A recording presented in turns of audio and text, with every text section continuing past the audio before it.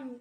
இன்று நானும் என் குடும்பத்தாரும் சென்ற சுற்றுலா பற்றி நான் இந்த பதிவில் சொல்ல போகின்றேன். தாத்தாவின் கனவு. 2024 வருடம் ஏப்ரல் 15ஆம் தேதி இரவு 8 மணி.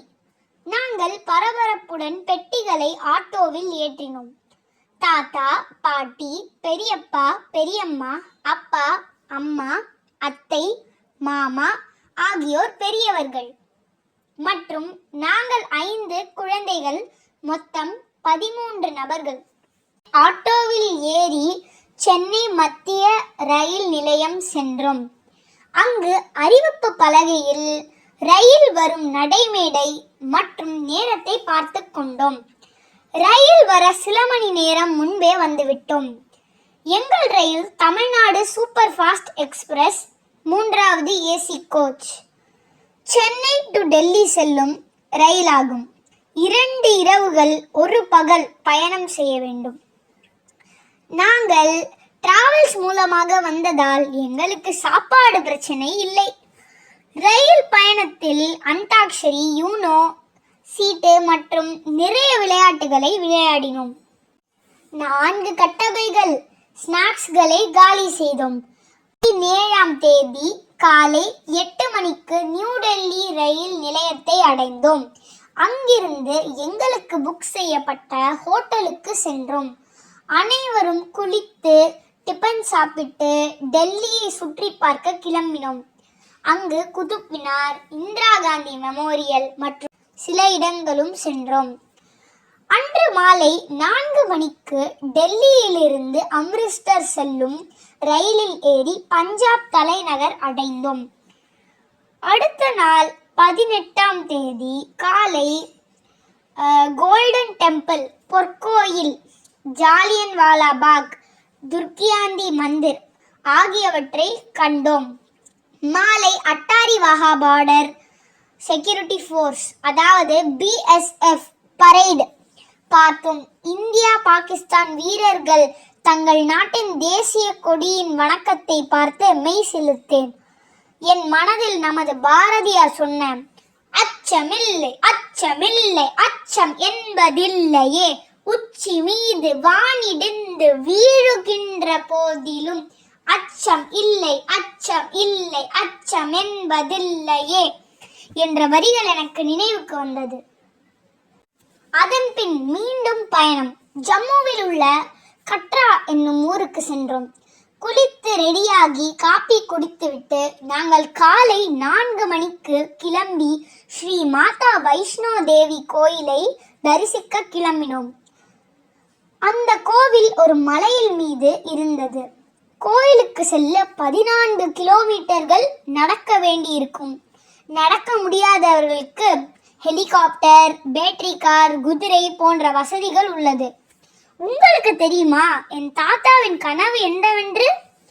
அந்த வைஷ்ணவ தேவி கோயிலை குடும்பத்துடன் சென்று வழிபடுவதாகும். ஆமாம், என் தாத்தாவை பற்றி நான் சொல்ல மறந்துவிட்டேனே. அவர் ஒரு பேங்க் மேனேஜர். அவர் டெல்லியில் வேலை செய்த பொழுது தனது நண்பருடன் இந்த கோவிலுக்கு வந்துள்ளார். எங்கள் தாத்தா மனமுருகி நான் குடும்பத்துடன் இங்கு வந்து வழிபடுகிறேன் என்று வேண்டிக் கொண்டார். 25 வருடங்களுக்கு முன்பு அவர் நினைத்தது. அப்போது குடும்பத்தில் 5 பேர்களே இருந்தனர். ஆனால் இப்பொழுதோ நாங்கள் 13 நபர்கள் ஆகிவிட்டோம். அனைவரும் ஐடி கார்டு வாங்கி கொண்டு மலை அடிவாரத்திற்கு சென்றோம். அன்றைக்கு பார்த்து எங்களுக்கு வந்த சோதனை, கனமழை பெய்தது. ஆளுக்கு ஒரு ரெயின்கோட்டை வாங்கி மாட்டிக்கொண்டோம். கனமழையின் காரணத்தினால் ஹெலிகாப்டர் ரத்து செய்யப்பட்டது.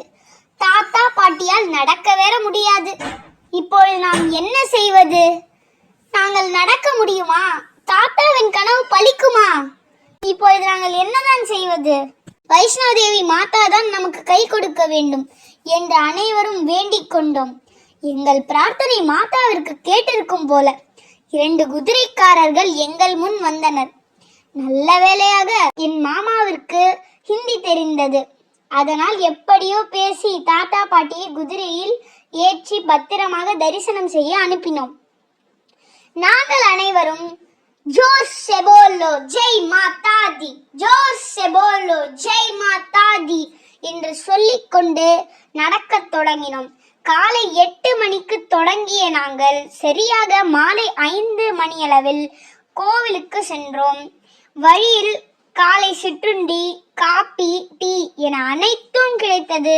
மிகவும் சிரமப்பட்டு கம்புகளை ஊன்றிக்கொண்டும் நடந்தோம். கோவிலின் அருகில் சென்றதும் காலணிகளை கழட்டிவிட வேண்டும். அப்பொழுதுதான் கால் வலித்தது. கற்கள் காலை குத்தியது. நாங்கள் நடந்து உள்ளே சென்றோம். கண்கொள்ளா காட்சி. பிரம்மாண்டமாக மாதா ஸ்ரீ வைஷ்ணவ தேவி கோயில் இருந்தது. உள்ளே சென்றோம். ஒரு பெரிய கியூ சென்றது. வைஷ்ணவ தேவி அம்மாவை நினைத்து கொண்டே நாங்கள் உள்ளே அந்த கியூ வழியாக சென்றோம். ஒரு டனல், அதாவது குகை வழி தெரிந்தது. மிகவும் குளிராக இருந்தது. உள்ளே போய் பார்த்தால் நாங்கள் வியந்து விட்டோம். அது ஒரு குகைக்குள் அமைந்திருந்தது. 3 கடவுள்கள், துர்கா, லக்ஷ்மி, சரஸ்வதி ஆகிய 3 தேவிகளும் கல் உருவமாக இருந்தார்கள். அருமையான தரிசனம் கிடைத்தது. அப்படியே என் கைகளை கூப்பி அம்மா ஸ்ரீ வைஷ்ணவ தேவியே என்று வேண்டினேன். நாங்கள் மிகவும் மகிழ்ச்சி அடைந்தோம். நமது பாரதியார் கூறியது போல் கனவு மெய்ப்பட வேண்டும். கனவு மெய்ப்பட்டது. தாத்தாவின் கனவு மெய்ப்பட்டது. ஜெய் ஹிந்த், பாரத் மாதா கி ஜெய். தேங்க்யூ. நன்றி, வணக்கம்.